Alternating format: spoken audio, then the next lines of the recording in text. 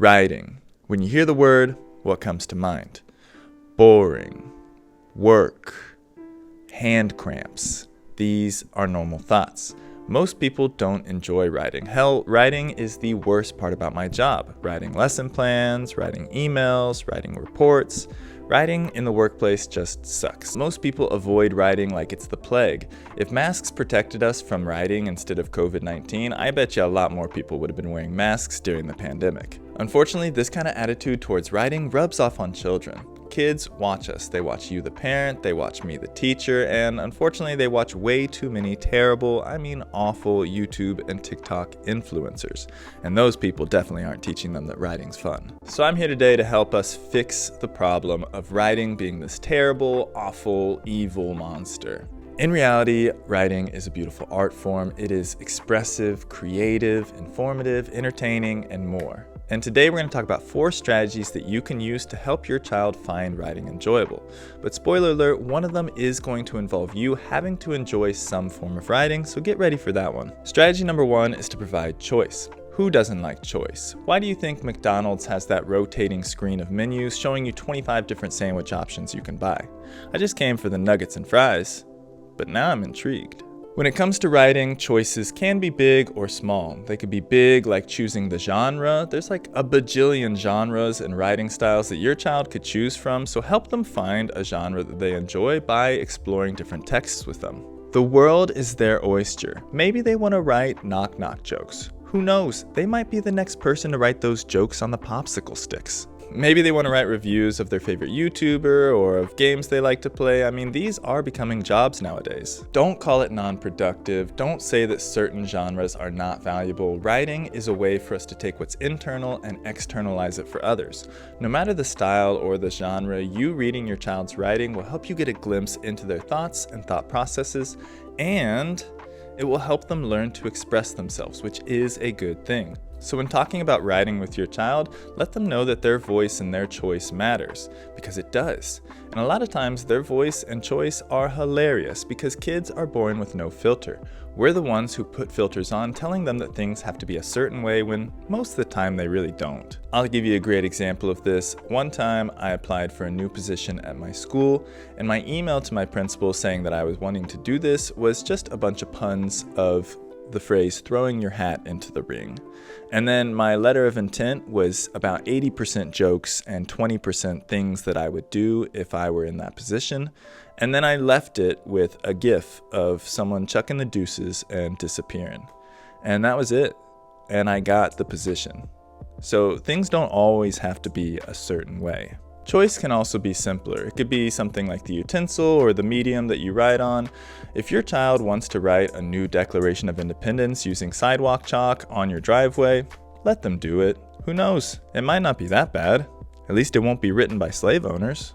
You don't have to go and buy a $200,000 Mont Blanc solid gold fountain pen to provide every possible choice. You just have to provide some choices. So take your child to the Dollar Tree or the Daiso or whatever your local equivalent of that is. Give them $5 and they can go choose 4 different writing utensils to write with. When children have choice, they take ownership of what they're doing. Allowing for choice is a simple yet impactful way to help your child find a joy for writing. Strategy number 2 is to read together. Reading and writing go hand in hand. They're like the OG archetype of peanut butter and jelly, but I would argue even more so, because you can't have reading without writing, and you can't have writing without reading.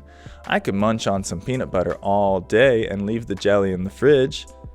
I bet you by then, he's feeling pretty jelly. Reading and writing are like that clingy couple that never go anywhere without the other. But this clingy couple, sometimes they're pretty cool. Like, they're genuinely interesting. They're knowledgeable. They can help you travel the world from the seat of your couch through their storytelling. They help you see things through other people's perspectives. Like, they're pretty cool. Most of the time. When you read with your child, you're allowing them to experience the expression of another person. Another little fire has lit up in their mind, exposing them to more of this incredible world. They can also learn about new ways to write and express themselves. So when reading with your child, make these things evident. Point out interesting perspectives, share why you liked something, and encourage them to do the same. Strategy number 3 is to create a positive atmosphere around writing. Have you ever had to write lines as punishment? It sucks. It's like the worst. No wonder the child doesn't want to write. They just spent 30 minutes writing the same sentence over and over again until they thought their hand was about to fall off. If you're doing it, stop it. Get some help. I'll be the first to admit, I used to do this when I started teaching because I saw other teachers doing it. Now I realize I was an idiot, and unfortunately, still can be sometimes. I mean, right now I'm recovering from a concussion that I got because I had a few too many drinks and then went outside to chase my dog in the yard wearing Crocs, and I didn't even activate sports mode. Then I fell and hit my head on the ground. That's pretty stupid if you ask me. But back to what we were talking about, creating a positive atmosphere around writing. Writing is a creative and expressive process. Outside of some grammar rules, basic sequencing, and making sure that your facts are factual and nonfiction text, there's really no wrong way to write. Everyone's allowed to have their opinion of what they enjoy writing, so allow your child to feel that freedom when expressing themselves. Give lots of praise for the efforts that they put in, be positive and constructive in your feedback, and ask a lot of genuine questions. As I mentioned earlier, writing is a process of taking what's internalized and externalizing it for others. Don't restrict that expression, instead celebrate it. It can be hard to express ourselves sometimes. Due to our cultures, our backgrounds, and more, we tend to suppress ourselves more than we express ourselves. But when we can create a positive atmosphere around the expressive nature of writing, children will truly blossom. And now for strategy number 4, probably the most important one, and that is to model a joy for writing yourself. Imagine you go on a boat trip and you're talking to the captain and he tells you, yeah, I don't really like being on boats. I don't like driving boats. In fact, I try and avoid it as much as possible. You're not going to feel too confident on that boat trip, and you probably won't want to go for another boat trip for a long time. Now, some of you might be that captain. I was that captain for my students. I would get the kids so hype about getting aboard the SS writing. But then, because I didn't enjoy writing, we ended up marooned on some desert island, like it was Gilligan's Island, and I was left looking like the skipper. So as the skipper, I took a long metaphorical look at myself, probably something he should have done in the show, to figure out what was the root of the issue. I mean, he kept blaming the millionaire and his wife, he was blaming the doc, Marianne, Ginger, especially Gilligan, but maybe he never took a look at himself and said, maybe I'm the problem. And that's what I had to do. Say, I'm the problem. I don't enjoy writing, so how can I expect my children to enjoy writing? And it was humbling. It was humbling for sure, yeah. But it was the catalyst that changed writing for myself and for my students. So I went on a journey. I traveled the genres. I explored the utensils. I experienced the mediums. Until finally, one day, I found that I enjoyed writing, drumroll please, silly picture books. I know, probably not that exciting for you, but for me it was, because my favorite part of my job was reading books to children and having book talks with children. And this allowed me to create the stories that I got to read to the children and have targeted lessons in those stories. I could have just purely entertaining stories and overall just show what storytelling can look like. Next thing I knew, my writing classes were going much smoother. My kids were excited about the writing process. They were engaged in the writing, most of them. And they were wanting to share their writing with others just like I had done with mine. If you want to get your children jazzed about writing, first you gotta jazz yourself up.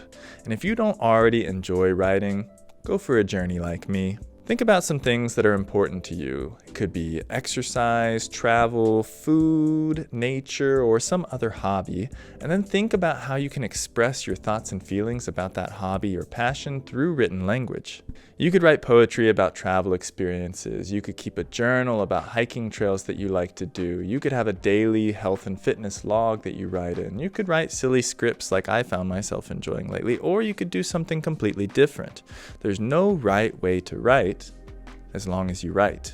I promise that when you are able to genuinely show your child that you are excited about expressing yourself through written language, your child will be more likely to start developing a joy for writing themselves. It might take some time, especially if your child has had some bad experiences with writing in the past, but if you provide choice, read together, create a positive atmosphere around writing, and model a joy for writing yourself, you'll be doing some pretty spectacular things to support your child on their writing journey. Let me know what you think about these writing strategies. If you have some fun writing strategies that have helped your child enjoy writing themselves, leave them in the comments and let the community know. If you have any questions, feel free to leave a comment or reach out to me directly on my socials. I'll have them up on the screen right now. I'm going to read and reply to every single question. If you found this video enjoyable and helpful, make sure to subscribe to the School Home Connection. That's the best way to stay up to date with my videos that I come out with every single week.